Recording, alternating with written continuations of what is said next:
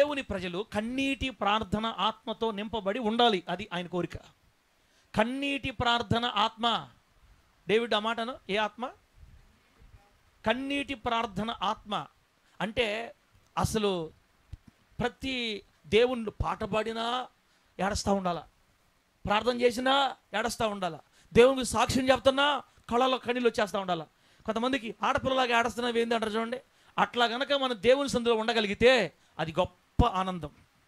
కొంతమంది పాటలు ప్రార్థన చేస్తున్నప్పుడు చెప్పాలన్నమాట, పాస్టర్ గారు ఇదిగో దేవుడు నీ కోసం సిలువ వేయబడ్డాడు, ఆయన ఇలా చీల్చబడ్డాడు, ఆయన అలా అలా ఎంత ఇబ్బంది పడ్డాడు తెలుసా, నీ కొరకు గొర్రె నాగటి చాలవలే దున్నబడిపోయింది, ఆయన కాళ్ళు మేకులతో గుచ్చబడ్డాయి అని ఏదేదో బాగా బలంగా చెబితే అట్లా నిమిరి కళ్ళు అట్ట ఇరికిచ్చి లాస్ట్ ఒక చిన్న బొట్టు తీస్తారు బయటికి. కష్టం. ఒక్క బొట్టు బయటికి రావాలంటే ఇంత చెప్పాలి, పాస్టర్ గారు నీకోసం సిలువ వేయబడ్డాడు, నీకోసం ప్రాణం పెట్టాడు, నీకోసం ఆయన 40 కొరడా దెబ్బలు తిన్నాడు, ఊసారంటే ఇరిగి ఒక్క బొట్టు తీస్తారు బయటికి. అంటే ఇంత ఎమోషన్ చేస్తే ఒక బొట్టు వస్తుంది. అది కాదు ప్రభు కోరుకుంది మనలో. 2 చెరువుల్లో ఎన్ని నీళ్లు ఉంటాయో మన కళ్ళు ఆ నీళ్లతో సమానంగా ఉండాలంట. అది ఊరకే రాదు, అది ఆత్మదేవుడు మనలోకి వస్తేనే అది సాధ్యమవుతాయి. ఆత్మదేవుడు పరిశుద్ధాత్ముడిని మన గుండెల్లో మనం కలిగి ఉంటే అది మనం ప్రార్థన చేయాలి. ప్రభువా నా కళ్ళు నీళ్లతో నిండుండే సహాయం నాకు దయచేయి, నా కన్నులు నీటితో నిండే కృప. నువ్వు అదే కదా అంటున్నావు. షొలమితి నీ కళ్ళు హెష్బోను పట్టణంలో ఉన్న 2 తటాకాలతో సమానాలు. అయ్యా అదిగో 2 తటాకములంత నీళ్లు ఉండాలన్నావు కదా, అటువంటి ప్రార్థన నాకు కావాలి. నా కళ్ళు నీళ్లతో నిండి ఉండాలి తండ్రి అని మనం ప్రార్థన చేసుకోవాలి. దేవుని నామానికి మహిమ కలుగును గాక. ఈ రోజున చాలామంది కదా ఎక్కువ మంది కన్నీటి ప్రార్థన అనేది అసలు అలవాటు లేదు.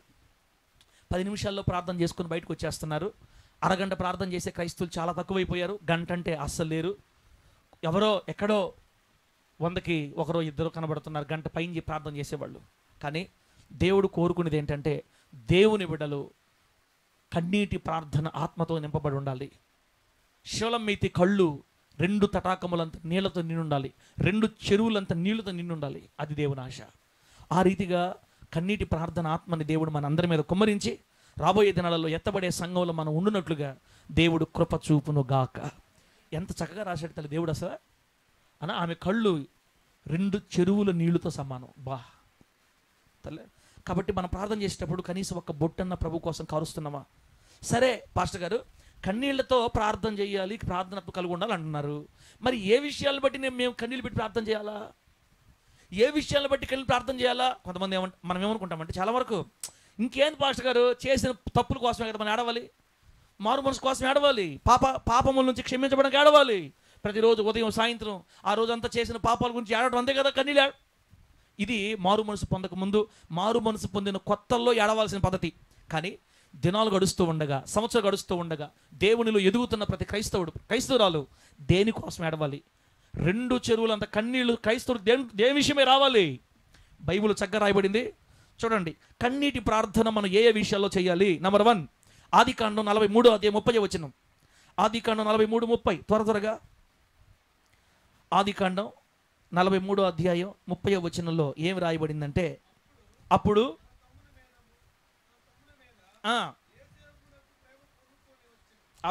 అప్పుడు తన తమ్ముని మీద యోసేపుకు ప్రేమ పొర్లుకొని వచ్చాను కనుక అతడు త్వరపడి ఏడ్చుటకు అతడు త్వరపడి ఏడ్చుటకు చోటు వెదకి లోపలి గదిలోనికి వెళ్ళి అక్కడ ఏడ్చెను. దేవునికి మహిమ కలుగును గాక. తర్వాత ఇంకొక వచనం కూడా 45వ అధ్యాయం 1వ వచనం అన్న. అక్కడే ఆదికాండం 45:1 ఏముందంటే అప్పుడు యోసేపు తన యొద్ద నిలిచిన వారందరి ఎదుట తన్ను తాను అణుచుకొనజాలక నా యొద్ద నుండి ప్రతి మనిషిని వెలుపలికి పంపివేయడని బిగ్గరగా చెప్పాను. యోసేపు తన సహోదరులకు తాను తెలియజేసుకున్నప్పుడు ఎవరునూ అతని యొద్ద నిలిచి ఉండలేదు. 2వ వచనం అతడు ఎలుగెత్తి ఏడవగా ఐగుప్తీయులను ఫరో ఇంటి వారును వినిరే. యోసేపు గారు ఏడ్చాడా ఏడవలేదా?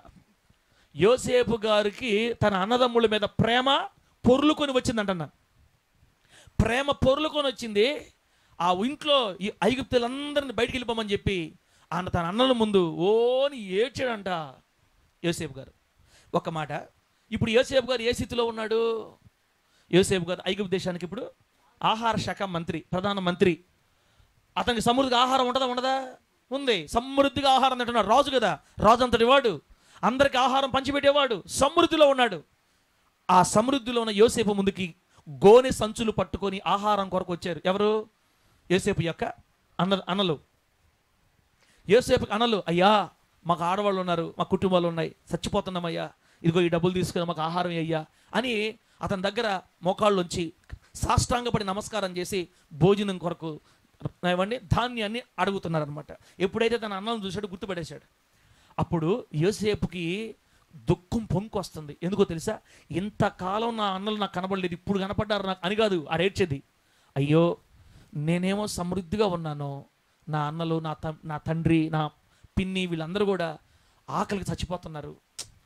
నేను సమృద్ధికరమైన స్థితిలో ఉన్నాను, నా అన్నలు, నా తమ్ముడు, నా తండ్రి ఆకలికి చచ్చిపోతున్నారు, కరువులో ఇబ్బంది పడిపోతున్నారని తన సహోదరుల యొక్క దీన స్థితిని, వారి కష్టకాలాన్ని, వారి లేమిని చూచి దుఃఖం పొంగుకొచ్చింది. ఎవరికి? యోసేపుకి. ఇప్పుడు నేను చెప్తాను చూడండి, క్రైస్తవులైన మనకి కన్నీటి ప్రార్థన ఆత్మ ఎందుకు ఉండాలో తెలుసా? ఎవరి కోసం ఉండాలో తెలుసా? మనము దేవుని యొక్క నిజమైనటువంటి బిడలంగా, దేవుని యొక్క నిజమైన కుమారులం కుమార్తెలంగా మనం లెక్కించబడాలంటే మన కన్నీరు ఎవరి కోసమో తెలుసా? ఆహారం లేక ఆ రోజు కరువు వచ్చింది. ఆ రోజుల్లో కరువు వస్తే ఆహారం దొరకల. తన అన్నదమ్ములకి ఆహారం లేదని ఆయన బాధపడుతున్నాడు. అయ్యో నా అన్నదమ్ములు కష్టకాలంలో ఉన్నారు, శ్రమలో ఉన్నారు, లేమిలో ఉన్న కరువులో ఉన్నారని. సరే ఇప్పుడు మందే ఈరోజు కూడా భూమి మీద ఎక్కువ కరువు పనిచేస్తుంది. ఏ కరువు తెలుసది? వాక్యం అనే ఆహారం సరిగా దొరకట్లా. వాక్యం అనే ఆహారం దొరక్క బక్క చిక్కిపోయి ఆత్మీయ అనాథలుగా మారిపోతున్నారు. ఇంకా చెప్పాలంటే నేను ఇలా అంటున్నాను, ఎవరు బాధ పెట్టుకోవద్దు. మనం ఎవరి గురించి విమర్శించాల్సిన అవసరం లేదు. చాలా చోట్ల నిజమైన ఉపదేశం దొరక్క ఎందరో విశ్వాసులు బక్క చిక్కిపోయి ఉన్నారు సంఘాల్లో. అంటే వాక్యం అనే ఆహారం లేదు. ఏది మంచి, ఏది చెడు, ఎలా వెళ్ళాలి, వాక్యపు లోతు లేక, సరైన ఆహారం లేక చాలా సంఘాల్లో విశ్వాసులు బక్క చిక్కిపోయి లోకంలో దేవునిలో ఎలా ఉండాలో తెలియక లోకంతో రాజీ పడిపోతా మన అన్నదమ్ముళ్ళు, మన అక్క చెల్లెళ్ళు, యేసు రక్తం చేత కడగబడిన మన సహోదర సహోదరులు మన నెల్లూరు జిల్లా పరిధిలోని ఎందరో ఆత్మీయ ఆకలితో అనాథలుగా మారిపోతూ ఉన్నారు. ఇప్పుడు మనం ఎవరి కోసం ఏడవాలి చెప్పండి? కన్నీటి ఆత్మతో మనం ఎవరి కోసం ప్రార్థన చేయాలా? దేవా, ప్రతి సంఘములో నిజమైన ఉపదేశాన్ని అనుగ్రహించు, ప్రతి సంఘములో సేవకులు దర్శించు, ప్రతి సంఘములో మంచి వాక్యాన్ని ఇవ్వు అయ్యా. ప్రతి సంఘంలో విశ్వాసులు బలముగా వృద్ధి పొందాలా, మంచి ఆహారం దొరకాలా. నాకు తెలిసిన ఒక పాస్టర్ గారు, ఏమంటే మనకి ఎందుకులే ఈ బాధలన్నీ, అయినా చెప్పాలి మీకు. నాకు తెలిసిన ఒక పాస్టర్ గారు డబ్బుతోనే సేవ చేస్తాడు. తల్లే దేంతో చేస్తాడు? నీకు బాగలేదని చెప్పు, మొత్తం నీకు ఇంటికి వస్తుంది కారు, ఎక్కించా మనిషిని కారులో, హాస్పిటల్కి ఎంత ఖర్చు అయినా చూసుకుంటాడు. ఇంటికి వచ్చి దిగబెట్టేదాకా ఆయన బాధ్యతే. వస్తా నాలుగు బస్తాలకి ఏం పండ్లు అయ్యి, కమలా పండ్లు, యాపిల్ పండ్లు, దానిమ్మ పండ్లు మొత్తం వేపిస్తాడు నీకు. శుభ్రంగా తినటం, చర్చి మానకూడదు, అదొకటి చేయాలి నువ్వు అంతే. సరే చర్చికి వెళితే అక్కడ గొడవలు అనమాట. ఆ సంఘ పెద్దకి ఈ సంఘ పెద్దకి వాళ్ళ గొడవలు. పాపం అడగబోయి ఉసురుని కూర్చుంటారు. పాపం ఆయనక కొంచెం తెలియదు, దేవుని వాక్యం తెలియదు. ఆ విధముగా దావీదు గారు ఆయన అరణ్యలో అలా తిరుగుతూ ఉన్నప్పుడు ప్రార్థన చేసుకుందాం ఇకనా అని పాపం ఆయన బాధలు ఆయన కొంచెం చెప్పలేదు. మనం ఎవరిని ఎగతాలు చేయడం కాదు, దేవుని పాదాల దగ్గర కన్నీళ్లు విడిచి వాక్యం కొరకు బైబిల్ చదివి నాకు నేర్పించు ప్రభు అని అడిగే సేవకులు ఇప్పుడు చాలా తక్కువైపోయారు. దేవుని అడిగితే ఖచ్చితంగా మనకే నేర్పిస్తాడు. దీనికి పరిశోధన చేయాలా, కూర్చోవాలా, చదవాలా, కొందరు పుస్తకాలు తెచ్చుకోవాలా, బుక్స్ చదవాలా, సేవకులు మాటలు వినాలా, ఎవరు ఎట్లా బోధిస్తారో తెలుసుకోవాలా. అన్నీ అయిపోయిన తర్వాత దేవుని పదాలలో కూర్చొని దీన్ని నేను ఎలా చెప్పాలి ప్రభు అని ప్రభు అడగాల, నాకు నేర్పించు ప్రభు అని అడగాల. అలా అడిగినప్పుడే దేవుడు మనకు ఆహారాన్ని దైవజనుడికి ఇస్తే దైవజనుడు విరిచి మీకు వడ్డించాల. ఇంక కొంతమంది మేమేముంది అయ్యేదో ఒక పుస్తకాలు ఉంటాయి, పుస్తకాలు ఉంటాయి, ఆ పుస్తకాలు తెచ్చుకోవటం, రాసుకోవటం, ఇంకొచ్చేసి చెప్పేయటం అంతే. దేవుని పాదాల దగ్గర కూర్చునేది పనిచేయదు కదా. నేనేమంటున్నానంటే ఎందరో సహోదరులు మన నెల్లూరు జిల్లాలో, ఆంధ్ర రాష్ట్రంలో, తెలంగాణ రాష్ట్రాలు, 2 తెలుగు రాష్ట్రాల్లో, ప్రపంచ దేశాలన్నింటిలో నిజమైన వాక్య ఆహారం లేక కరువులో ఉన్నారమ్మా. వాక్య ఆహారం అందక కరువులో ఉన్న, అనాథలుగా మిగిలిపోతున్న, బక్క చిక్కిపోయిన, లోకంలోకి జారిపోతున్నా వాక్యం అందరి ఎన్నో సంఘాల కోసం మనం ప్రార్థన చేయాలి. ఏమని? ఆ విశ్వాసులందరినీ మా చర్చికి పంపించేయి అని చేయాలా? అదే ప్రార్థన. అది మంచి ప్రార్థన పందేమన్నా? ఎక్కడెక్కడైతే వాక్యం లేదు అందరూ మాకు తరివేయి అని చేయాలా? నాయనా, ఆ సేవకులకి మీరు వాక్యాన్ని నేర్పి అక్కడ మంచి ఆహారం ఇచ్చి ఆ విశ్వాసం పోషించడానికి ప్రార్థన చేస్తే మన ప్రార్థన దేవుడు నచ్చద్ది. కొంతమంది అటు చేయరు. నెల్లూరులో చర్చి ప్రార్థన లేని సంఘాలు అన్నీ మాకు తోలేనైనా మాకు తోలే అంటే మన మీద మన దగ్గర వాక్యం ఉందనే ఏదో దేవుడు తెలిపోతున్నాం మనం కూడా. అలా ప్రతి సంఘంలో వాక్యం ఉండాలని ప్రార్థన చేస్తే దేవుడు మనకు కూడా నేర్పిస్తాడు, ఇంకా మనల్ని ముందు నడిపిస్తాడు. ఇప్పుడు చెప్పండి, 2 చెరువులంత నీళ్లు మన కళ్ళల్లో ఉన్నప్పుడు అంత కన్నీటి ప్రార్థనాత్మతో ఎవరి కోసం మనం ప్రార్థన చేయాలంటే కరువులో అల్లాడిపోతున్న మన సహోదరుల కోసం. వాక్యం అనే ఆహారం అందక, ఉపదేశం అనే ఆహారం అందక బక్క చిక్కిపోయి ఆత్మీయ అనాథలుగా మిగిలిపోతున్న, కులాలను బట్టి కొన్ని సంఘాలు ఉండిపోతున్నారు. మా కులపు సంఘం కూడా మేము ఎక్కడే ఉండిపోతాం, మా బంధువర్గం ఇదంతా మేము ఎక్కడే ఉండిపోతాం, మాకు వాక్యం పడలే అయ్యేను, మాకు పడలే ఏదో మాట చెప్పుకుంటాం అంతే. మేము మా ప్రిస్టేజ్ మేము కాపాడుకోవాలా. ఇది ప్రిస్టేజ్ ఇష్యూ. వాక్యం లేకపోతే ఏమో టీవీల్లో ఫోన్లు ఎన్ని వాక్యాలు రావట్లేదు, మా కట్టు ఇది, మా కట్టు అని సంఘాల్లో కట్టుల ద్వారా కులాల ద్వారా నిలబడిపోయి వాక్యాలకు ఎండిపోయే ఎన్నో సంఘాల్లో దేవుడు ఉపదేశాన్ని విత్తేటట్లుగా, సేవకులకు ఉపదేశం అందించేటట్లుగా, ఆ సంఘాల్లోని విశ్వాసులు సమృద్ధిగా బలము కలిగి ఎదిగేటట్లుగా మనము ఖచ్చితంగా 2 చెరువులంత నీళ్లు మన కళ్ళల్లో కదులుతా ఉండాలి. దేవుని మహిమ కలుగునుగాక. చెప్పండి గట్టిగా హల్లెలూయా. గట్టిగా చెప్పండి హల్లెలూయా. నిజం చెప్పండి, అసలు మన గురించి ప్రార్థన చేసామాక ఇంతకాలం అన్నా చేయలేం మనం ఇప్పుడు దాకా.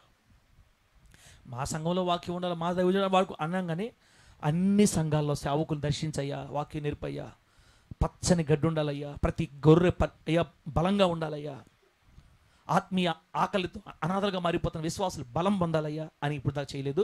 చేస్తుంటే సంతోషం, దేవుడు మిమ్మల్ని దీవించును గాక. చేయకపోతే ఇప్పటి నుంచి చేద్దాం.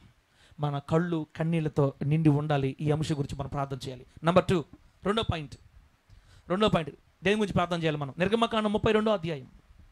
నిర్గమకాండం 32 చూడన్నా. నిర్గమకాండం 32 ఏముంది అక్కడ? అయ్యో, నీవు వారి పాపమును ఒకవేళ పరిహరించితివా, లేని ఎడల నీవు వ్రాసిన నీ గ్రంథములో నుండి నా పేరు తుడిచివేయమని బ్రతిమాలు కొనుచున్నాన నేను. తర్వాత ఇది ఇక్కడ మనం గమనిస్తే ఇక్కడ మోషే గారు ప్రార్థన చేస్తున్నాడు. ఇక్కడ మోషే గారు ప్రార్థన చేస్తున్నాడు ఏమని? అయ్యా,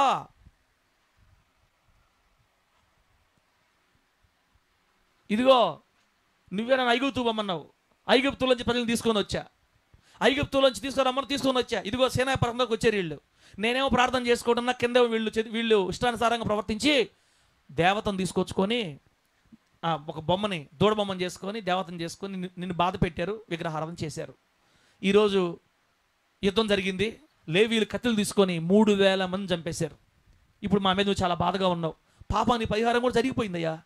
కానీ నీ ప్రజలు చేసిన పాపాన్ని నువ్వు పరిహరించకపోతే, నీ ప్రజల మీద ఉన్న కోపాన్ని నువ్వు తీసేసుకోకపోతే, అయ్యా అస్సలు మేము బ్రతకలేము. ఇదిగో నీ ప్రజలు చేసినటువంటి పాపాన్ని నువ్వు మర్చిపోయి క్షమించి, అయ్యా నీ ప్రజల మీద మరలా నువ్వు ప్రేమ కలుగు చేసుకోవాలా, నీ బిడ్డల్లోకి నువ్వు రావాలా, నువ్వు మాతో ఉండాలా. ఒకవేళ కనుక ఈ ఇశ్రాయేలు చేసిన పాపాన్ని నువ్వు కనుక క్షమించడం నీకు ఇష్టం లేకపోతే జీవ గ్రంథంలో నా పేరు తుడిచేసేయి. ఇప్పుడు ఈ అంశాన్ని మనం ఎలా చేస్తాం తల్లి మీరు చెప్పండి? 3000 మంది ముండలు దిగిపోయినాయన్న, రక్తాలు ప్రవహిస్తున్నాయి, ఏడుపు కేకలతో నిండిపోయింది యుద్ధభూమి అంతా. ఆ సీనాయి పర్వత ప్రాంతాలన్నీ రణగొణ ధ్వనులు, ఘోష. 3000 మంది చచ్చిపోయి ఎట్టాడస్తారన్న? భార్యలు ఏడ్చేవాళ్ళు, తండ్రులు ఏడ్చేవాళ్ళు, పిల్లలు ఏడుస్తూ ఉన్నారు. వీరందరూ ఏడుపుల మధ్యలో ప్రార్థన చేస్తున్నారు మోషే. అయ్యా సరే పాప పరిహారం అయిపోయింది, 3000 మంది చచ్చిపోయారు, అయ్యా ఇశ్రాయేలీల దోషాలు పరిహరించయ్యా, నీ ప్రజల పాపాలు క్షమించు, నువ్వు పాపాలు పరిహరిస్తే సరే. ఒకవేళ నీకు ఇష్టం లేకపోతే, ఈ ఇశ్రాయేలీల పాపాన్ని క్షమించడం నీకు ఇష్టం లేకపోతే నా పేరుని జీవ గ్రంథంలో తీసేసేయి అని ఏడుస్తాడు. అది మామూలు ఏడుపు కదా. అది 3000 మంది శవాల మధ్యలో ఏడుస్తున్న ఏడుపుల మధ్యలో ఈయన నవ్వుకుంటా ప్రార్థన చేస్తాడా? సీరియస్గా ఏంది? క్షమించు ప్రభువా, నువ్వు కానీ క్షమించకపోతే నాకేం సంబంధం లేదు. ఇట్ట చేయలేరు, ఇట్ట సీరియస్ చేయలేరు ప్రార్థన. ఆడ ఏడుస్తూ ఉన్నారు, అక్కడ శవాలు ఉన్నాయి, అక్కడ వాళ్ళ మధ్యలో గుండెలు పగిలేటట్టుగా ఏడుస్తూ ప్రార్థన చేస్తున్నాడు. తండ్రి నా దేవా, ఇశ్రాయేలీయుల పాపాన్ని పరిహరించు, ఒకవేళ పరిహరించడానికి ఇష్టం లేకపోతే నా పేరు జీవ గ్రంథంలో తీసేసేయి. ఇట్లా తర్వాత దేవుడు ఏమంటాడంటే, నీ మాట చొప్పున సర్లే కానీ చెప్పావు కదా, క్షమించేస్తున్నాను, సరే నువ్వు వెళ్ళు, నేను రాను. ఇంకా అట్లా కాదు, నీ సన్నిధి నాతో కూడా రాకపోతే పొరపాటున మేము అడుగు ముందుకి వేయమని మరలా ప్రార్థన చేస్తాడు. ఇంకేం చేసేది లేక దేవుడు మోషేతో పాటు ఇజ్రాయెల్తో కదిలినట్టుగా మనం కింద చూస్తాం. దేవుని నామానికి మహిమ కలుగును గాక. ఇప్పుడు 2 చెరువులంత నీళ్లు మన కళ్ళల్లో ఉండాలి. ఆ ఉన్నప్పుడు మనం ప్రార్థన చేయాలి, కన్నీటి ప్రార్థన, ఆత్మతో మనం ప్రార్థన చేయాలి. రెండో అంశం ఏంటంటే, దేవుని కోపమును చల్లార్చడానికి, దేవుని ఉగ్రత ప్రజల మీదకి రాకుండా అడ్డుకోవడానికి మనం ప్రార్థన చేయాలి. దేవుని నామానికి మహిమ కలుగును గాక. మనం దేనికి ప్రార్థన చేయాలి? దేవుని కోపాన్ని చల్లార్చాలని మన కన్నీళ్ళు ప్రార్థన. మన సంఘంలో అందరు నీతిమంతుడేనా? మన సంఘంలో అందరు నీతిమంతులా? 100 మంది దేవుని బిడ్డలు ఉంటే 2, 3, 5, 10 మంది గట్టిగా ఉంటారు. కాస్త మిగతా 90 మంది లోకంలోకి వెళ్ళి రకరకాలు చెడిపోయేవాళ్ళు. పాపం నిలబడాలని చాలా మందికి ఉంటుంది, నిలబడలేరు. సినిమాల్లో కొంతమంది, షికారులో కొంతమంది, టీవీలో కొంతమంది, ఏదో ఒక రకంగా వడ్డీ వ్యాపారాలు కొంతమంది రకరకాల బాధలు పడుతుంటారు. 90 మంది రూట్ మారిన వాళ్ళే.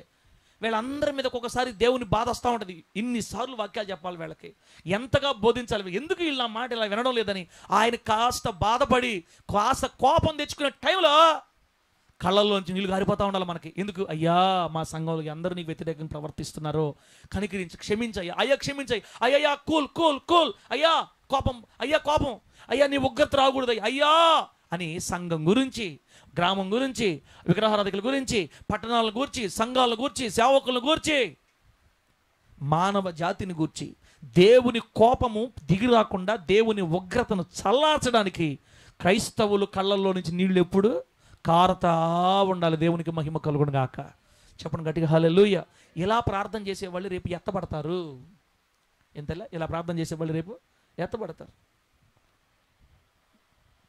ధైర్యంగా నిజం చెప్పండి, చేసామా? మనం ఈ విషయం గురించి ప్రార్థన చేసామా? ఈ విషయం గురించి చేస్తున్నామా? దేవుని కోపాన్ని చల్లార్చడానికి మన కన్నీళ్ళు కారాలి. దేవుని ఉగ్రత సంఘాల మీదకి రాకుండా, విశ్వాసం మీదకి రాకుండా, మన సంఘంలో ఉండే బిడ్డల మీదకి రాకుండా, మన కుటుంబం మీదకి రాకుండా. ఇప్పుడు మన ఇంట్లో కొడుకు పాపంలో ఉన్నాడు, లేదా భర్త పాపంలో ఉన్నాడు, మన ఇంట్లోనే కొంచెం పరిస్థితి బాగలేదు, వాడు దుర్మార్గత ఎక్కువ జరిగిస్తూ ఉన్నాడు. నినివే పట్టణస్థ దోషం దేవుని దృష్టికి, చెప్పండి, నినివే పట్టణస్థ దోషం దేవుని దృష్టికి బహుఘోరం అయిపోయింది. సొదొమ గొమొర్రా మనుషుల పాపం దేవుని దృష్టికి బహుఘోరం అయిపోయింది. ఏమో ఒకవేళ మన ఇంట్లో ఉండే ఒక వ్యక్తి చేసే పాపం దేవుని దృష్టికి బహుఘోరంగా ఉందేమో. అట్లాంటప్పుడు మన కుటుంబంలో ఉన్న వ్యక్తి మీదకి దేవుడు ఉగ్రత పంపాలని రెడీ అయ్యాడు. అలా రెడీ అయిన దేవుని ఉగ్రతను ఆపాలంటే 2 చెరువులంత నీళ్లు కారుతా ఉండాలా దేవుని సన్నిధిలో. అయ్యా నా కొడుకుని కనికరించు, అయ్యా నా కూతురుని కనికరించి, తెలిసి చేస్తుంది అయ్యా, అయ్యా నువ్వు కాకపోతే, నువ్వు క్షమించకపోతే ఎవరు క్షమిస్తాను అయ్యా, నువ్వు అడగకపోతే ఎవరు, నువ్వు లేకపోతే అయ్యా. ఎప్పుడు ఏడస్తా కన్నీళ్ళు. అమ్మో, దేవుని కోపాన్ని చల్లార్చడానికి, దేవుని ఉగ్రతను అడ్డుకోవడానికి దేవుని బిడ్డల కళ్ళల్లో నుంచి 2 చెరువుల నీళ్లు కారుతా ఉండాలి. తల్లే కారుతా ఉండాలి. ఆ కృపని దేవుడు మనందరికి అనుగ్రహించును గాక. గట్టిగా చెప్పండి హల్లెలూయా. ఎన్ని చెప్పాను మొత్తం? నేను 2 చెప్పా. నీళ్లు కారుతా ఉండాలి. దేనికి? ఫస్ట్ పాయింట్, దేని గురించి ప్రార్థన చేయాలి? మన సహోదరులు వాక్య ఆహారం లేక బలహీనలు అయిపోయి ఉన్నారు. సంఘాలలో పచ్చని గడ్డి మొలిపించు ప్రభువా, వాక్యం అందించు, మంచి ఉపదేశం అందాలి, అందరూ బాగుపడాలి, అందరూ బలంగా ఉండాలి, సంఘాలు వృద్ధిని అందాలి, వాక్యంతో నింపబడాలి. మా సంఘమే కదా, అన్ని సంఘాల్లో, మా సంఘంలో కూడా ఇంకా ఎక్కువగా మంచి ఆహారాన్ని అనుగ్రహించు ప్రభు అని వాక్య ఆహారం, కరువులో ఉన్న బిడ్డల కోసం ప్రార్థన. రెండోది కన్నీళ్ళు ప్రార్థన. రెండోది దేవుని కోపము దిగి రాకుండా ఆయన ఉగ్రతను అడ్డుకోవడానికి నీ కన్నీళ్లు అడ్డం పోయాల. మన ఇంట్లో రక్షించబడిన వారి కోసం మనం కన్నీళ్ళు విడవాలా, అప్పుడు ఉగ్రత ఆగిపోద్ది. దేవుని నామానికి మహిమ కలుగును గాక. 3వ సంగతి చూడండి బిడ్డలారా, ప్రార్థన చేసుకుందాం. ఇంకా 3వ సంగతి, 1 సమూయేలు గ్రంథం 15వ అధ్యాయం. 1 సమూయేలు గ్రంథం 15వ అధ్యాయం 35వ వచనం. 1 సమూయేలు గ్రంథం 15వ అధ్యాయం 35వ వచనంలో ఏముందంటే, సౌలు బ్రతికిన దినములన్నిటను సమూయేలు అతనిని దర్శింప వెళ్ళలేదు గాని సౌలును గూర్చి దుఃఖాక్రాంతుడాయను, మరియు తాను సౌలును ఇశ్రాయేలు మీద రాజుగా నిర్ణయించినందుకు యెహోవా పశ్చాత్తాపము పడెను. సౌలు యొక్క ఇశ్రాయేలీయులకు మొదటి రాజు అయిన సౌలు యొక్క పరిస్థితిని బట్టి దైవజనుని సమూయేలు గారు దుఃఖపడతా ఉన్నాడు. దుఃఖపడటం అంటే నమ్మటమా ఏడవటమా? దుఃఖం ఎక్కువైపోతే ఏమైపోతాను, గుండెలు పగిలే రోదన. మొట్టమొదటి రాజు సౌలు, ఎంతో సంతోషంతో సౌలు గారిని అభిషేకించారు సమూయేలు గారు. కానీ కొంతకాలానికి దేవుని మాట మీద తిరగబడి దేవుని చిత్తాన్ని చేయకుండా ఇష్టానుసారంగా బతుకుతున్నటువంటి సౌలును చూసి, దేవునికి వ్యతిరేకంగా నడుస్తున్న, దేవుని మార్గాలకు వ్యతిరేకంగా మారిపోయిన సౌలును చూసి సమూయేలు గారు ఏడుస్తూ ఉన్నాడు. అయ్యో, దేవుడు ఇంత మంచి అవకాశం ఇచ్చి ఇశ్రాయేలు మీద రాజుగా చేస్తే ఏంటి ఇలా అయిపోయాడు వీడని సమూయేలు అభిషిక్తుడుగా ఉన్న సౌలును గురించి ఏడుస్తూ ఉన్నాడు. అలాగే దేవుడు కూడా నేను ఎందుకు వీడిని రాజుగా చేశానని దేవుడు కూడా పశ్చాత్తాపడ్డాడంట, దుఃఖపడ్డాడు. దేవుడు కూడా బాధపడ్డాడు, చేయకుండా ఉంటే బాగుండేది అని ఆయన కూడా బాధపడ్డాడు. అంటే సమూయేలు గారు ఇక్కడ ఏడుస్తూ ప్రార్థన చేస్తున్నాడు, దేవా నీ రాజ్యం మీద ఉన్న రాజు ఇలా అయిపోయాడు, ఏంటి సంగతి అని. అసలు సమూయేలు గారు సౌలు రాజు అమాలేకుని యుద్ధం చేసి ఆ గొర్రెల్ని మేకల్ని అన్ని తెచ్చుకున్న తర్వాత, ఆవులు తెచ్చుకున్న తర్వాత, అదే లాస్ట్. ఇంకా ఆ రోజు నుంచి సమూయేలు సౌలుని దర్శించక వెళ్ళలేదంట. ఇంకా ఆ రోజు నుంచి సమూయేలు గారు సౌలు కలవలా, వదిలేశాడు అంతే. దుఃఖం, ఇంట్లో కూర్చొని ఏడుస్తూ ఉన్నాడు, అయ్యా ఒకే ఒక్క రాజు ఇలా అయిపోయాడే. ఆ తర్వాత 16వ అధ్యాయంలో ఏమంటుందంటే, యెహోవా దేవుడు మాట్లాడుతున్న సమూయేలుతో, సమూయేలా ఎందుకు ఇంతకాలం నేను విసర్జించిన సౌలును గూర్చి నువ్వెందుకు దుఃఖపడుతున్నావు? లే, నేను ఇంకొక వ్యక్తిని కోరుకున్నా, ఆ వ్యక్తిని రాజుగా అభిషేకిద్దు, ఎందుకు ఏడుస్తా ఉన్నావు? ఇంకా ఎంతకాలం నువ్వు దుఃఖపడతావు? ఎంత మాట, ఆ మాట ఉందాక 16వ అధ్యాయం 1వ వచనంలో, అంతటా యెహోవా సమూయేలుతో ఇలాగ సెలవిచ్చాను, ఇశ్రాయేలీయుల మీద రాజుగా ఉండకుండా నేను విసర్జించిన సౌలును గూర్చి నీవెంతకాలం దుఃఖింతువు?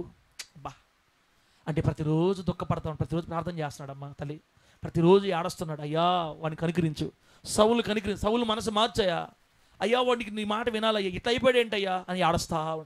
లాస్ట్కి దేవుడే వచ్చి, ఇంకా ఎందుకు ఏడుస్తావు? వాడిని నేనే విసర్జించేసారు రాజుగా ఉండకుండా, ఎందుకు ఏడుస్తావు? ఇంకా లే, నీ కొమ్ము తీసుకో, ఇంకొక వ్యక్తిని నువ్వు అభిషేకించాలి అని. బిడ్డలారా, మూడోది ఆత్మీయులు, దేవుని బిడ్డలు, మారు మనసు పొంది దేవుని సన్నిధిలో సాగిపోతున్నటువంటి ప్రార్థనా పరులు, కన్నీటి ఆత్మగైన ప్రార్థనా పరులు, 2 చెరువులంత నీళ్లతో కళ్ళు నింపుకున్న ఆత్మీయులు దేనికోసం ప్రార్థన చేయాలి తెలుసా? మూడోది, దిగజారిపోతున్న అభిషిక్తుల కోసం. ఈ మాట గుర్తుపెట్టుకోండి, దిగజారిపోతున్న అభిషిక్తులు, దిగజారిపోతున్న దైవజనులు, చల్లారిపోతున్న దైవజనులు, పతనమైపోతున్న సేవకులు, లోకంలోకి జారిపోతున్నటువంటి దైవజనుల కోసం సమర్పణని వదిలేసి, ప్రతిష్టతని కోల్పోయి, ఏర్పాటుని పిలుపును మర్చిపోయి, లోకములో ఇష్టానుసారంగా పేరుకే సేవకులుగా ఉంటూ జీవితాన్ని నష్టపరుచుకొని అనేక మంది విశ్వాసులకి చెడు మాదిరిని చూపిస్తా లోకంలోకి జారిపోతున్న అభిషిక్తులైన సేవకుల కొరకు ఏడ్చే కళ్ళు మనకు ఉండాలి యేసు నామములో. గట్టిగా చెప్పండి హల్లెలూయా. అర్థమైందన్న పాయింట్? అర్థమైంది ప్రకాష్ ఆరన్న?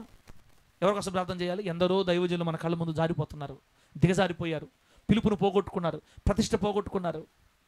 బిడ్డలారా, రాజకీయ నాయకులతో తిరగతా ఉన్నారు, సంఘం వదిలేశారు, సేవ వదిలేశారు, డబ్బు కొరకు ప్రాముఖ్యత ఇచ్చి జారిపోయారు. వారిని ఆసరాగా తీసుకున్న విశ్వాసులు ఎందరో వాళ్ళు కూడా లోకంలోకి జారిపోయారు. చెడు మాదిరిని చూపిస్తున్నారు, ప్రతిష్టత కోల్పోయారు. ఒకప్పుడున్న సమర్పణలు ఇప్పుడు లేవు, ఒకప్పుడున్న ప్రతిష్టత ఇప్పుడు లేదు. విశ్వాసులు ఎందరినో చెడుత్రోలు నడిపించేస్తున్నారు. అభిషేకం పోయింది, పతనం అయిపోతున్నారు, చల్లారిపోయారు, దిగజారిపోయారు, పాపేచలలో కూరుకుపోయారు, దేవుని నామానికి అవమానకరంగా మారిపోయారు. ఎలా మన జిల్లా పరిధిలో 10ల సంఖ్యలో దైవజనులు జారిపోయి ఉన్నారు. జానపాలన్న బయటికి కనపడరన్న, బయటికి కనపడరు. ఆ లోకల్గా ఉండే వాళ్ళకి మాత్రం తెలుసు. ఎందరో సమర్పణని ప్రతిష్టను కోల్పోయిన దైవజనుల కొరకు నిజమైన విశ్వాసి వలె నీవు నేను 2 చెరువులంతా కన్నీళ్లు కార్చాల మన కళ్ళతోటి. అయ్యా, జారిపోయిన అభిషిక్తులు లేవనెత్తు, ప్రతిష్టత కోల్పోయిన సేవకులు లేవనెత్తు. వాళ్ళు మరలా నీ సేవ నమ్మకంగా చేయాలి, సమర్పణ కలిగి చేయాలి, ప్రతిష్టత కలిగి చేయాలి, ఏర్పాటులో ఉండాలి, నీ పిలుపులో ఉండాలి. ప్రభువా, పడిపోయిన వారు లేవనెత్తయ్యా, అయ్యా దైవజనులు లేవనెత్తయ్యా అని అభిషిక్తుల కోసం కన్నీళ్లతో ప్రార్థన చేయాలి. అలా నువ్వు నిజంగా ప్రార్థన చేస్తే నీ సేవకుడిని దేవుడు ఎప్పటికీ పడనివ్వడు. ఆమేనన్న గట్టిగా. ఇతర సేవకుల కోసం, పడిపోయిన దైవజనుల కోసం, ఏమండి దిగజారిపోయి చల్లారిపోయి పతనమైపోయిన దైవజనుల కోసం నిజంగా నువ్వు ప్రార్థన చేస్తే నీ సేవకుడు ఇంకెన్నటికీ పడనీడు దేవుడు. అట్లా కాకుండా ఆ పాస్ట్ ఎట్లాగా, ఈ పాస్ట్ ఎట్లాగా, ఒక ఆడ మనిషి నీకు తిరుగుతున్నాడు, నీకు తెలీదా? ఈ మధ్య బాగా ముదిరిపోయాడు మనిషి. ఆ పాస్టర్ ఒక అమ్మాయిని ఎక్కించుకొని తిరగతున్నాడు. ఏం మాటలు తగిలించుకుంటే అదే 2 తటాకములంత నీ నేత్రాలు షొలమితి, నీ నేత్రములు హెష్బోను పట్టణములో, జనసమ్మర్దమైన పట్టణములో ఉన్న 2 తటాకాలతో సమానాలు. ఆత్మీయులు కళ్ళు పడిపోయిన దైవజనుల కోసం ప్రార్థించాలి. ఆత్మీయులు ప్రార్థనాభిషిక్తులై ప్రార్థనాత్మత నింపబడి పిలుపుని ఏర్పాటుని మర్చిపోయి స్త్రీలో పడిపోయి, డబ్బులో పడిపోయి, గర్వంలో పడిపోయి, రాజకీయాల్లో పడిపోయి, దేవునికి దూరంగా జారిపోయి, సేవను సైతం పక్కన పెట్టేసి ఇష్టానుసారం నడుస్తున్న దేవుని పిలుపులోంచి పక్కకి వెళ్ళిపోయిన సౌలు కోసం సమూయేలు ఏడుస్తున్నట్టుగా నీవు నేను ఏడవాలి దైవజనుల కోసం. దేవునికి మహిమ కలుగును గాక. ఒక సేవకుడు నేను కూడా ఏడవాలి. నెల్లూరు సిటీలో ఎంతమంది సేవకులు అయితే ఉన్నారో ప్రభువా, వారు ఎందరూ దిగజారిపోతున్నారో, చల్లారిపోతున్నారో వారిని కనికరించయ్యా, నిలబెట్టయ్యా, లోకాన్ని జయించాలయ్యా అని నేనేడిస్తే నన్ను పడనీయకుండా దేవుడు కాపాడుతాడు నిజంగా. అలా కాకుండా ఆయన ఇటటోడు, ఈయన ఇటటోడు అని అందరికి దండోర వేసుకుంటున్నాను అనుకోండి, అది దేవుని చిత్తం కాదు అసలు. ఎన్ని చెప్పినప్పుడు 3 2 చెరువులంత కన్నీళ్ళకు సమానమైన మన కళ్ళు. మొదటిగా కరువులో ఉన్న మన సహోదరుల కోసం, అనగా వాక్యం అందక, ఉపదేశం అందక ఎండిపోతున్న సంఘాలు, ఎండిపోతున్న విశ్వాసాల కోసం ప్రార్థన. రెండోది ఏం చెప్పాను? రెండోది ఎవరి గురించి చెప్పాను ఇందాక? దేవుని కోపమును చల్లార్చి దేవుని ఉగ్రతను అడ్డుకునేందుకై కన్నీళ్లు విడవాలి. కుటుంబంలో ఉన్న వారి మీద దేవుని కోపం రాకుండా, సంఘంలో ఉన్న వారి మీద కోపం రాకుండా, దేవుని ఉగ్రత దిగి రాకుండా ప్రార్థన చేయాలి. మన కన్నీళ్లతో ఆయన ఉగ్రతను ఆపుకోవాలి. మూడోది దిగజారిపోయిన, చల్లారిపోయిన, పిలుపును మర్చిపోయి లోకంలో పతనమైపోతున్న సేవకుల కొరకు మన కళ్ళు ఎప్పుడు కన్నీళ్ళు కారుస్తూ ఉండాలి. లాస్ట్ మాట చెప్పి ప్రార్థన చేసుకుందామా? ఓకే, 5 నిమిషాలు అయింది. 8వ అధ్యాయం 2వ రాజుల గ్రంథం 8వ అధ్యాయం చూడండి ఒకసారి. 2వ రాజుల గ్రంథం 8వ అధ్యాయం 11వ వచనాన్ని 12వ వచనాన్ని చదువుదాం. 2వ రాజుల గ్రంథం 8వ అధ్యాయం 11వ వచనం 12వ వచనం. హజాయేలు ముఖము చిన్నబోవునంత వరకు ఆ దైవజనుడు అతనిని తేరి చూచుచు కన్నీళ్లు రాల్చెను. అదిగో ఇక్కడ ఏడుపు, మళ్ళా కన్నీళ్లు రాల్చెను. హజాయేలు, నా ఏలినవాడవైన నీవు కన్నీళ్లు రాల్చెదవేమని అతను అడుగగా ఎలీషా ఈలాగు ప్రత్యుత్తరం ఇచ్చెను. ఇశ్రాయేలు వారి గట్టి స్థలములను నీవు కాల్చివేయుదువు, వారి యవనస్తులను కత్తి చేత హతము చేయుదువు, వారి పిల్లలను నేలకు వేసి కొట్టి చంపుదువు, వారి గర్భిణుల కడుపులను చింపివేయుదువు గనుక నీవు వారికి చేయబో కీడు నేను ఎరిగినట్టు చేత కన్నీళ్లు రాల్చుచున్నాను నేను. అబ్బా, ఇక్కడ సిరియాకి రాజు కాబోతున్నటువంటి, లేదా రాజు అయినటువంటి, సిరియాకు రాజు అయినటువంటి హజాయేలు. సిరియా దేశం ఉంది కదా, సిరియా దేశం ఇజ్రాయెల్ దేశానికి పైనే ఉంటుంది అక్క. ఇప్పుడు ఇజ్రాయెల్ దేశానికి పైన సిరియా, ఇజ్రాయెల్కి బార్డర్ అన్నమాట. ఆ సిరియా దేశాన్ని పరిపాలిస్తున్న హజాయేల్ దగ్గరికి దైవజనుడు ఎలీషా ప్రవక్త వెళ్ళి అతను ఎదురుగా నిలబడి అలా చూస్తా ఉన్నాడు. ఎవరి సైడ్ చూస్తున్నాడు? రాజు ముఖం సైడ్ చూస్తా ఉన్నాడు, హజాయేల్ ముఖం సైడ్ చూస్తా ఉన్నాడు. చూస్తూ ఎలీషా ప్రవక్త ఏడ్చేస్తా ఉన్నాడు. ఏం చేస్తున్నాడు తమ్ముడు? ఏడ్చేస్తున్నాడు, కన్నీళ్ళు రాస్తా ఉన్నాడు. ఆ రాజు ముఖం చిన్నపోయింది. అయ్యా ప్రవక్త గారు, మీరు కన్నీళ్ళు కారుస్తున్నారు, నాశ చూసి మీరు కన్నీళ్ళు కారుస్తున్నారు ఏంటి? మీరే ఆడుస్తున్నారు ఎందుకయ్యా? అప్పుడు ఎలీషా గారు చెప్తున్నారు, హజాయేలు, రాబోయే రోజుల్లో నా దేశానికి నువ్వేం చేయబోతున్నావు అని నేను నా ప్రభు ద్వారా తెలుసుకొని నేను ఏడుస్తున్నాను. నువ్వేం చేస్తావు తెలుసా?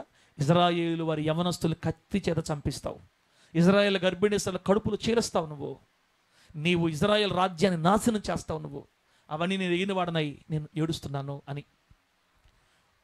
ఈ సందర్భంలో నుంచి 2 చెరువులంత కన్నీళ్లకు సమానమైన కన్నులు కలిగిన నీవు నేను మనం ప్రార్థన చేయాల్సిన 4వ అంశం ఏంటంటే, రాబోతున్న ప్రభుత్వాలు, మన భారతదేశాన్ని పరిపాలించబోయే రాబోతున్న ప్రభుత్వాలు చేయబోతున్న చట్టాల వల్ల, రాబోయే ప్రభుత్వాలు చేయబోయే చట్టాల వల్ల దేవుని ప్రజలు కష్టాల పాలు కాకుండానట్లుగా, దేవుని సేవకులు ఇబ్బంది పడకుండానట్లుగా, సంఘాలు ఇబ్బంది పడకుండానట్లుగా.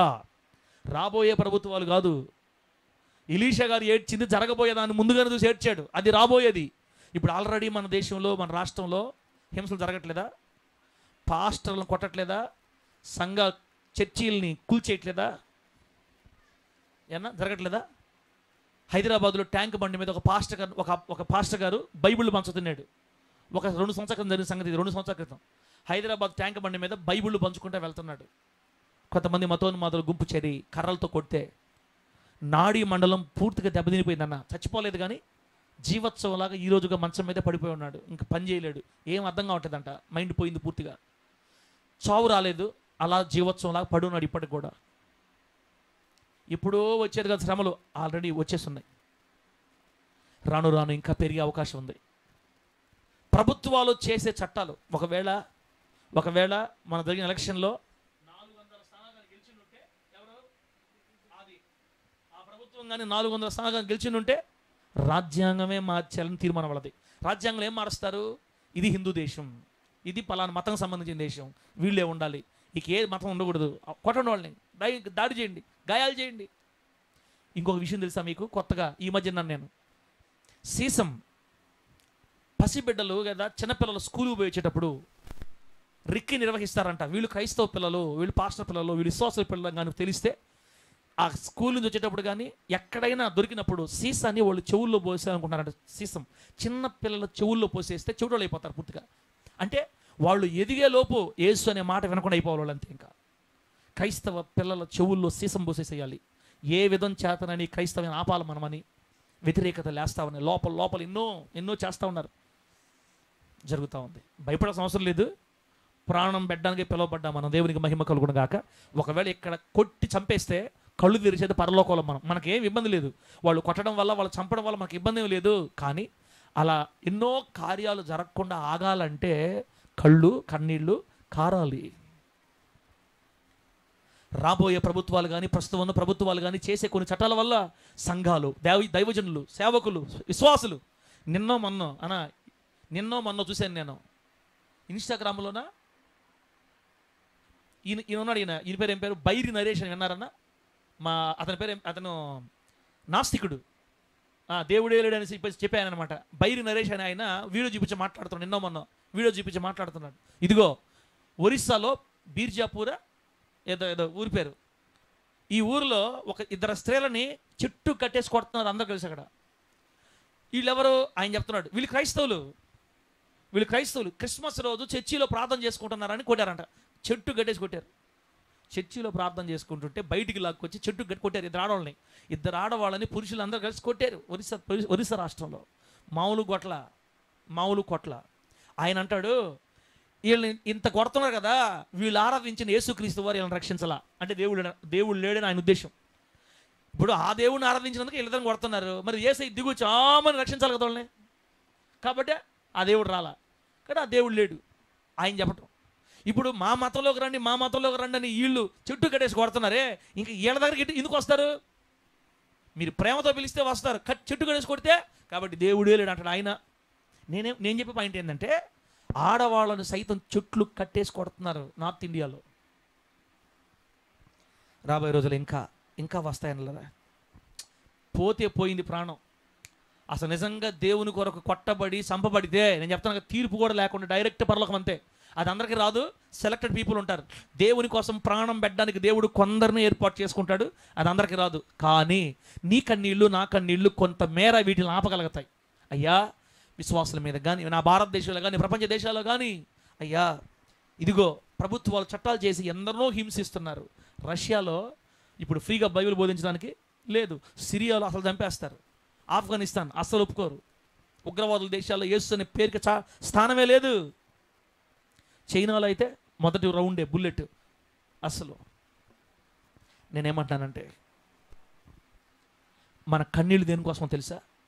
2 చెరువులకు సమానమైన మన కళ్ళలోంచి నీళ్లు దేనికోసం రావాలంటే, రాబోయే ప్రభుత్వాలు, ప్రస్తుతం ఉన్న ప్రభుత్వాలు చేస్తున్న భయంకరమైన చట్టాల ద్వారా హింసించబడుతున్న సేవకులు, విశ్వాసులు, సంఘాలు, స్త్రీలు, పురుషులు, పిల్లలు తప్పించయ్యా. వారి మనసు మార్చయ్యా, విడిపించయ్యా, విడుదల చేయయ్యా, కఠినమైన చట్టాలు చేయకుండా సహాయం చేయయ్యా, వారి నుంచి సంఘాన్ని విడిపించయ్యా అని మనం ఏడవాలి. ఎప్పుడో జరగబోయే దాన్ని గుర్తించుకొని ఎలీషా ప్రవక్త హజాయేలును చూస్తూ ఏడుస్తూ ఉన్నాడు. దుఃఖం, కన్నీళ్లు రాల్చాలి, కన్నీళ్లు రాల్చాలి. అటువంటి కన్నీటి ప్రార్థన ఆత్మని దేవుడు మనందరికి అనుగ్రహించును గాక. గట్టిగా చెప్పండి హల్లెలూయా. ఆ మధ్య రోజుల్లో మనం చూసాం, ఆ మధ్య రోజుల్లో పీకలు కోసేశారు అంతేనా, తల్ల కోసేశారు అంతే, ధైర్యంగా వీడియోలు పెట్టారు.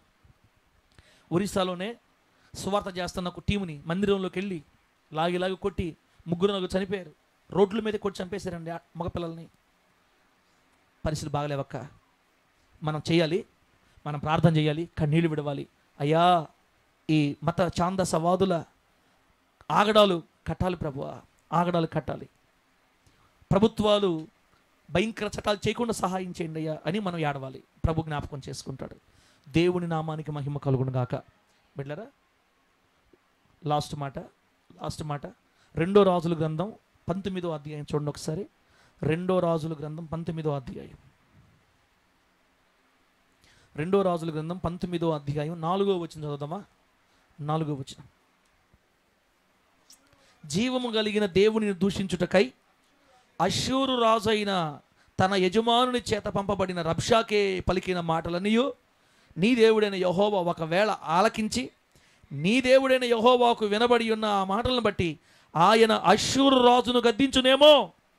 కాబట్టి ఇది మన ప్రార్థన. కాబట్టి నిలిచిన శేషము కొరకు నీవు హెచ్చుగా ప్రార్థన చేయి. అబ్బా, నిలిచిన శేషం కొరకు నువ్వు హెచ్చుగా ప్రార్థన చేయి అని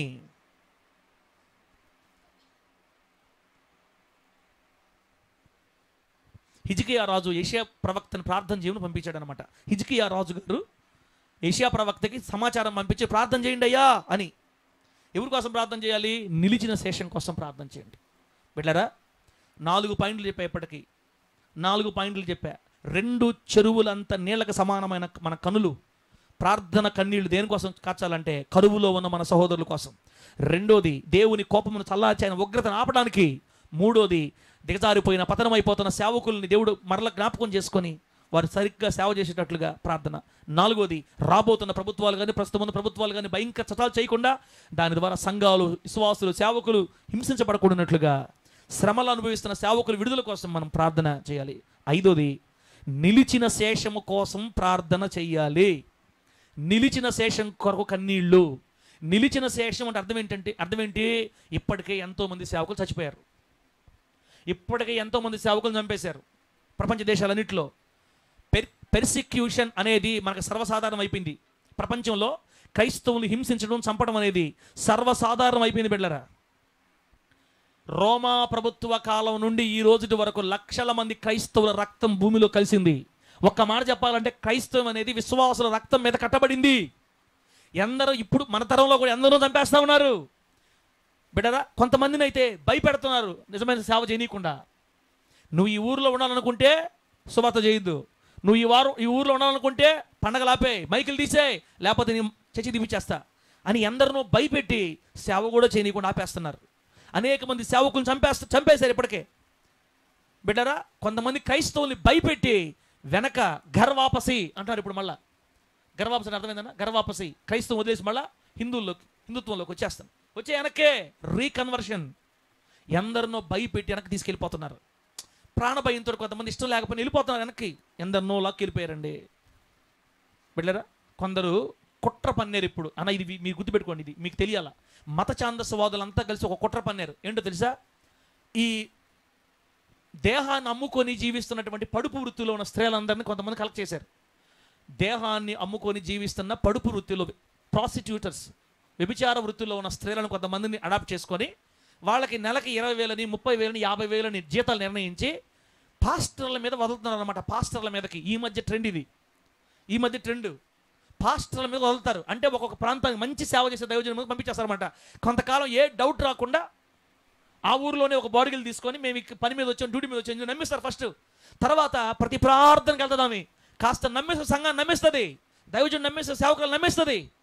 ఒకనొకరు అందరూ మాట్లాడుకుంటారు.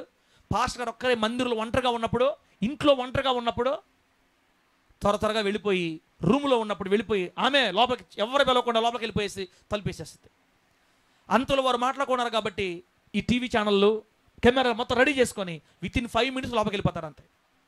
ఆ వెళ్ళగానే ఇక ఆ మంది చించేసుకొని ఆడుస్తూ ఉంటుంది, నన్ను బలవంతం చేశాడు, నన్ను బలవంతం చేశాడు, నన్ను బలవంతం చేశాడు, నన్ను బలవంతం చేశాడు. ఇప్పటి నుంచి కాదు, నాకు చాలా మెసేజ్లు పెట్టాడు, నన్ను చాలా హింసిస్తున్నాడు, నన్ను టార్చర్ చేస్తున్నాడు, నన్ను చాలా కాలం నుంచి నన్ను చెడుపుతున్నాడు, వాడుకుంటున్నాడు. ఇక లేని పోని మాటలు చెప్పేస్తుంది. అప్పుడు లోకం ఏది నమ్మద్దు చెప్పండి? ఇంట్లో రూమ్లో ఒంటరిగా ఉంది కదా, ఆ ఏం చేయకపోతే ఎందుకు వెళ్ళింది? అట్లా దైవజనుడి సాక్ష్యం దెబ్బ కొట్టి సంఘాలు కూల్చాలని మత ఛాందసవాదులు కొందరు ఇలా స్త్రీలను కూడా రెడీ చేశారని వినికిడి. కాబట్టి పాస్టర్ గారు ఎవరు నమ్మాలో ఎవరు నమ్మకూడదు రాబోయే రోజుల్లో చాలా కష్టమైపోతాయి. దేవుడు తప్ప సేవకులు ఇంకెవరు కాపాడలేరు రాబోయే రోజుల్లో. సేవకులు అందరు నమ్మేస్తారు, ఏమో లేదు కొత్తపేట వచ్చిన సంఘానికి ఏం మనకేం తెలుసు. దేవుడే కాపాడాలి సేవకుల్ని. అలా కాపాడాలంటే నీ కన్నీళ్ళు, కళ్ళలోంచి కన్నీళ్ళు రాలాలి. నిలిచిన శేషం కోసం మనం ప్రార్థన చేయాలి.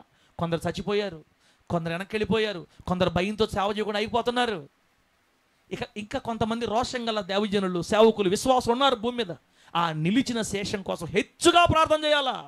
అయ్యా జారకూడదయ్యా, అయ్యా వెళ్ళిపోకూడదయ్యా, అయ్యా సేవకులు బలపరచు, ధైర్యంగా సేవ చేయాలి, అయ్యా భయంలో ఉన్న సేవకులు ధైర్యం ఇచ్చి నడిపించండి, మిగిలిన శేషం నమ్మకంగా సేవ చేయాలి, అయ్యా కనికరించయ్యని నిలిచిన శేషం కోసం రోషంగా పరిచయం చేస్తున్న కొద్దిమంది సేవకుల కోసం, కొద్దిమంది విశ్వాసుల కోసం బలముగా ప్రతిరోజు మన కళ్ళల్లోంచి నీళ్లు రాలుతూ ఉండాలి, కన్నీళ్లు రాలుస్తూ ఉండాలి.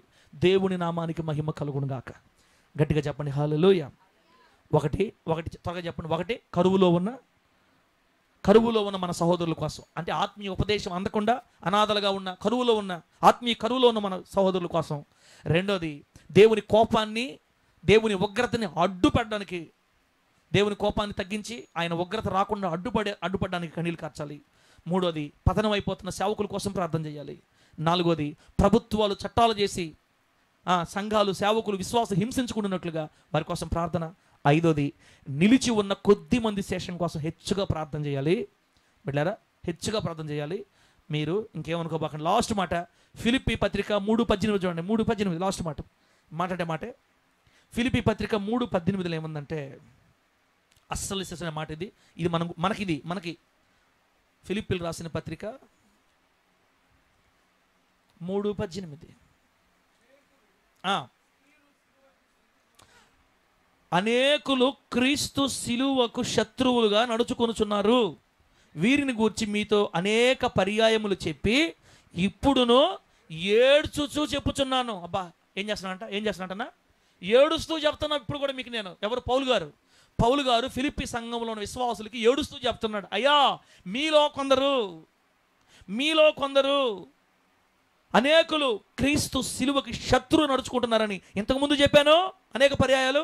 ఇప్పుడు కూడా ఆ క్రీస్తు శిలువకు శత్రువులుగా నడుచుకునే వారి గురించి ఇప్పుడు ఏడుస్తూ చెప్తున్నాను అని. అంటే మనం ఎవరి గురించి అడవాలో తెలుసా? క్రీస్తు శిలువకు శత్రువులుగా నడుచుకునే వారిని గురించి మనం ఏడవాలి. ఇప్పుడు క్రీస్తు శిలువకు శత్రువు నడుచుకునే వారి గురించి కన్నీటితో ప్రార్థన చేయాలి. శిలువ అంటే అర్థం ఏంటాక? శిలువ అంటే అర్థం ఏంటి? శ్రమలు. శిలువ దేనికి సాదృశ్యం?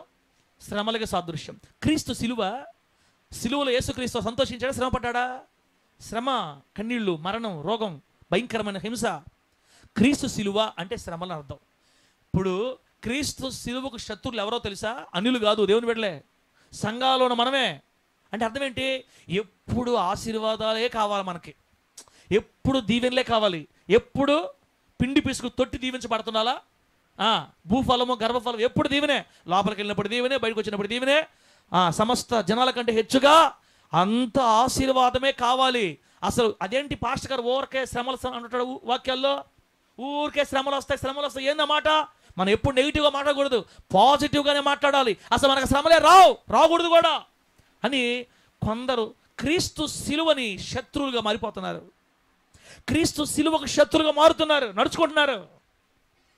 బిడ్డలారా, ఇంకా మీకు అదో చెప్పాలంటే అపోస్తుల కార్యాల గ్రంథంలో పౌలు గారు ఏం చెప్పారు తెలుసా? మనము అనేక శ్రమలు సహిస్తూ పరలోకం వెళ్ళాలి. దేవునికి మహిమ కలుగును గాక. అపోస్తలుల కార్యాలు ఈ మాట రాయబడి ఉంది, మనము అనేక శ్రమలను సహించుచు దేవుని రాజ్యం చేరాలి. పేతురు గారు చెప్తారు, పేతురు గారు, అవసరమును బట్టి నానా విధములైన శ్రమలు సంభవిస్తున్నాయి. మనకి శ్రమలు మనకు అవసరం, అవసరమును బట్టి నానా విధములైన శ్రమలు సంభవిస్తున్నాయి. ఇంకో మాట, అగ్నిలో పుటము వేయబడినట్లుగా శ్రమల్లో పడుతున్న వాళ్ళు అగ్నిలో పుటం వేయబడిన బంగారం వల్లే శుద్ధి చేయబడుతున్నారు. పేతురు గారు శ్రమలు వస్తున్నాయని చెప్తున్నాడు. పౌలు గారు మనం శ్రమలు సహిస్తూ దేవుని రాజ్యం చేరాలి. కాబట్టి క్రైస్తవునికి శ్రమ అనేది చిరపరిచయం. శ్రమ లేకుండా క్రైస్తవుడు ఉండలేడు. అసలు మనకి ఏ శ్రమ రావట్లేదంటే అసలు మనం భక్తిలో లేవని అర్థం. అట్లాగని రోజు శ్రమలే ఉండవు, అప్పుడప్పుడు వస్తాయి, ఖచ్చితంగా వస్తాయి, మామూలు రేంజ్లో రావు. క్రైస్తవుడు అన్నిటికీ సిద్ధంగా ఉండాలి. ఆశీర్వాదాన్ని కోరుకోవాలి, శ్రమను సహించడానికి కూడా సిద్ధంగా ఉండాలి. నా మాట అర్థమవుతున్నాయా? ఆశీర్వాదాన్ని కోరాలి, సంతోషాన్ని కోరాలి, దీవెన కోరాలి. అట్లాగని ప్రభు అనుమతి ఇచ్చినప్పుడు ఎంతటి శ్రమనైనా సహించడానికి సిద్ధంగా ఉండాలి.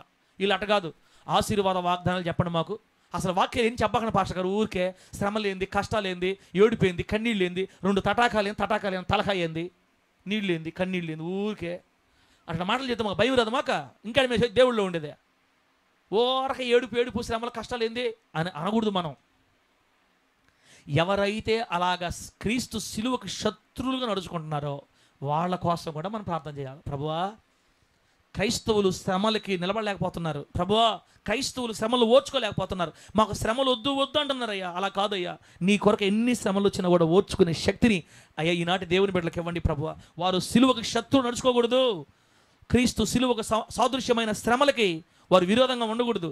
శ్రమలైనను సంతోషంగా ఉండాలి తండ్రి. పౌలు గారు ఏం చెప్పారు? బ్రతుకుట క్రీస్తే, చావు అయితే నాకు లాభం. అది క్రైస్తవుల విషయం. బిడ్డలారా, ఇంతటితో ఈ మాటలు మనం ముగించుకుందాం. ఒకసారి అని గుర్తు చేయండి అక్క నాకు. ఒకటి, కరువులో ఉన్నటువంటి మన సహోదరుల కోసం కన్నీళ్ల ప్రార్థన. దేవుని కోపం దిగి రాకుండా ఆయన ఉగ్రతని అడ్డగించడానికి, కుటుంబం మీద కావచ్చు, సంఘం మీద కావచ్చు, సమాజం మీద కావచ్చు, దేవుని కోపాన్ని ఆపడానికి మోషే గారి కన్నీళ్ళు ఇశ్రాయేలు కోసం ఏడ్చినట్లుగా మనం కూడా కన్నీళ్ళు రాల్చాలి. మూడోది, పతనమైపోయినా, జారిపోయినా, ప్రతిష్టతను కోల్పోయిన దైవజనుల కొరకు ప్రార్థన చేయాలి. నాలుగోది ఏం చెప్పాను? రాసేవక్క అన్నా, పరిశుద్ధాత్మ ఏదో చెప్తున్నారు. నేను చెప్తానక్క. నాలుగోది ఏంటంటే రాబోతున్న ప్రభుత్వాలు చేయబోయే కొత్త చట్టాలు, లేకపోతే ఇప్పుడున్న ప్రభుత్వాలు చేస్తున్న చట్టాల వల్ల సంఘాలకు కానీ, సేవకులకు కానీ, విశ్వాసులకు కానీ ఏ కష్టాలు రాకుండా, శ్రమ హింసలు లేకున్నట్లుగా ప్రార్థన చేయాలి. ఐదోది, నిలిచి ఉన్న కొద్ది మంది రోషం గల దైవజనులు, విశ్వాసుల శేషం కోసం. ఎందరో మారిపోతున్నారు, మరలా అలా వెళ్లకుండా నిలిచి ఉండాలి. మత ఛందస్సువాదుల కుట్రలో పడిపోకుండా ఆ కొద్ది మంది కోసం మనం గట్టిగా ప్రార్థన చేయాలి కన్నీళ్లతో. లాస్ట్ది, క్రీస్తు సిలువకు శత్రువు నడుచుకుంటున్న వారి కోసం ప్రార్థన. ఎప్పుడు ఆశీర్వాదాలే, మేలులే కావాలని కోరుకుంటూ శ్రమలు వస్తే బెంబేలెత్తి పారిపోయే విశ్వాసుల కోసం మనం ప్రార్థన చేయాలి. ఆనందంలో, సంతోషంలో ఎంత సంతోషంగా ఉంటున్నామో, ఆశీర్వాదం వచ్చినప్పుడు, సంఘాల్లో టీవీలు పెట్టినప్పుడు, వ్యాన్లు కొన్నప్పుడు, దేవుడు మంచి మంచి ఆశీర్వాదాలు ఇచ్చినప్పుడు ఎంత ఆనందంగా ఉంటున్నామో, ప్రభువు కొరకు ఒక శ్రమ వచ్చినప్పుడు కూడా, ప్రభు కోసం ఏదన్నా నింద, అవమానం, హింస, శ్రమ కలిగినప్పుడు కూడా, మన మీద దాడులు జరిగినప్పుడు కూడా యేసయ్య కొరకు అలాగే ఆనందంగా, సంతోషంగా, కన్నీళ్లతోనైనా విడిచిపెట్టకుండా సాగిపోవాలి. శ్రమ అనుభవించాలి, ఓర్చుకోవాలి, నిలిచి ఉండాలి. అగ్ని వంటి మహాశ్రమలు వచ్చినా సరే అవసరాన్ని బట్టి కలిగేని నమ్మి సహించడం కొరకు నిలిచి ఉండాలి, నేర్చుకోవాలి, నిలబడాలి. అట్లాంటి విశ్వాసులుగా, సేవకులుగా మారాలయ్యా ఇప్పుడున్న వాళ్ళని. ఈ క్రీస్తు సిలువకు శత్రువులుగా నడుచుకునే వారి కోసం మనం ప్రార్థన చేస్తూ ఉండాలి. ఈ కృప దేవుడు మనందరికి అనుగ్రహించి, వాక్యపు త్రోవలు నడవగలిగిన ధన్యతను మనందరికి ప్రసాదించి వర్ధిల్ల చేయును గాక. కళ్ళు మూసుకోండి, ప్రార్థన చేసుకుందాం.